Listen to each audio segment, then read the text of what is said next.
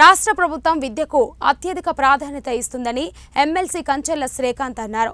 చిత్తూరు జిల్లా కుప్పం జెడ్పీ ఉన్నత పాఠశాలలో విద్యార్థులకు విద్యా సామగ్రిని ఆయన చేతుల మీదుగా పంపిణీ చేశారు. విద్యార్థులందరూ బాగా చదువుకొని ఉన్నత స్థాయికి ఎదగాలని అన్నారు. 2014 నుంచి 2019లో అనేక పాఠశాలలు రూపురేఖలను మార్చేసిన ఘనత టీడీపీదని కొనియాడారు. విద్యార్థులకు ఎటువంటి ఇబ్బందులు లేకుండా చర్యలు తీసుకోవాలని అన్నారు.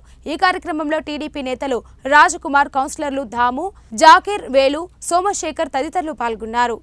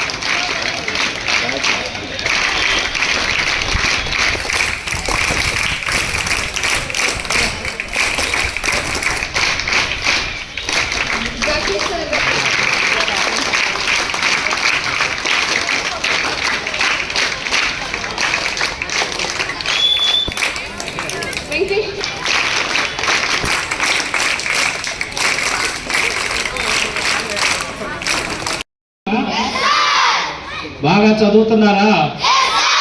Very good.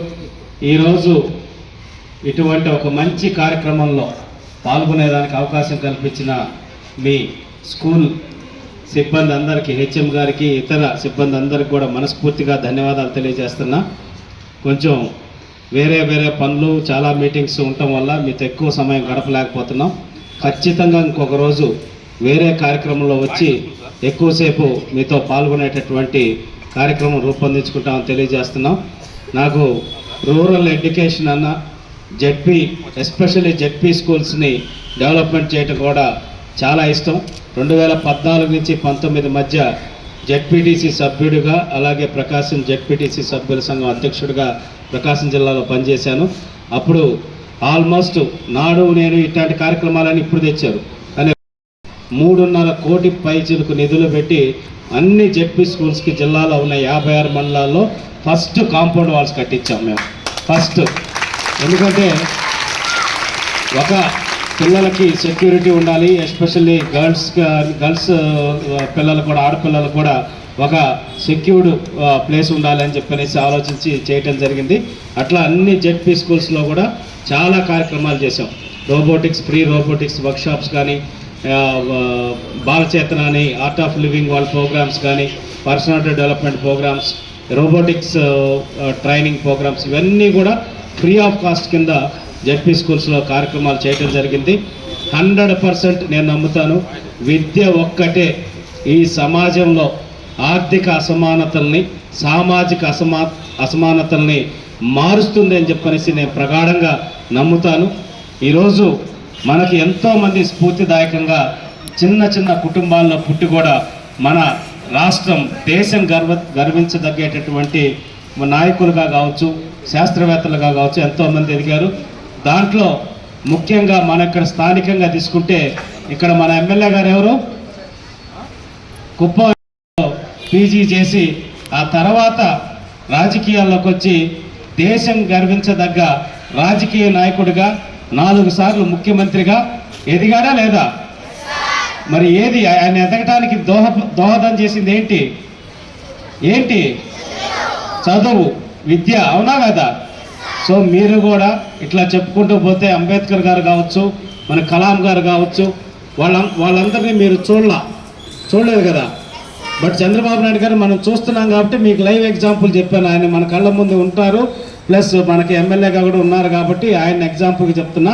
ఇట్లా ఎంతోమంది పెద్ద మహానుభావులు విద్య ద్వారానే వాళ్ళు ముందుకు వచ్చి సమాజంలో ఎన్నో మార్పులు తీసుకొచ్చి, అంబేద్కర్ గారు అయితే రాజ్యాంగం రాశారు, అలాగే మనకి కలాం గారు అయితే భారతదేశాన్ని ప్రపంచ దేశాల సరసన నిలబెట్టి మిసైల్ మెన్గా భారతదేశాన్ని అణు ఉత్పత్తి కేంద్రంగా కూడా ఆయన ఏ విధంగా డెవలప్ చేశారో మనం అందరం చూసాం. ఇట్లా చెప్పుకుంటూ పోతే ఎంతోమంది మహానుభావులు ఎక్కడో చిన్న చిన్న కుటుంబాల్లో పుట్టి విద్య ద్వారా ఆ స్థాయికి ఎదిగారు. కాబట్టి మీరు కూడా అటువంటి వాళ్ళందరినీ స్ఫూర్తిగా తీసుకొని జీవితంలో ఎదగాలి. ఒక సంకల్ప బలం ఉంటే సాధించటానికి ఆకాశమే హద్దు అని నమ్మి మీరు పనిచేయండి, చదవండి. 100% మీకు అండగా చంద్రబాబు నాయుడు గారు, ఈ ప్రభుత్వం మీకు ఉంటుంది. అన్ని విధాలుగా మీకు కావాల్సిన వసతులు, ఏర్పాట్లు, ఇంకేదైనా శిక్షణ కార్యక్రమాలు అన్నీ కూడా ఏర్పాటు చేస్తామని తెలియజేసుకుంటూ, మరొక రోజు మంచి కార్యక్రమంలో ఇంకెక్కువ సమయం మీతో గడిపేదానికి వస్తామని తెలియజేసుకుంటూ, మీ సమస్యలు ఏదైనా ఉన్నా కూడా మా దృష్టికి సంతోషంగా తీసుకురండి. వాటిని నెరవేర్చడానికి ఈ వేదిక మీద ఉన్న మేమందరం కూడా సిద్ధంగా ఉన్నామని తెలియజేసుకుంటూ సెలవు తీసుకుంటున్నాను. జై హింద్.